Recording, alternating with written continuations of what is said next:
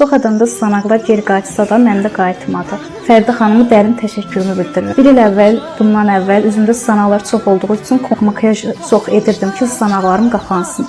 Amma indi tam rahat bir şəkildə çölə çıxa bilirəm. Şirin günlər.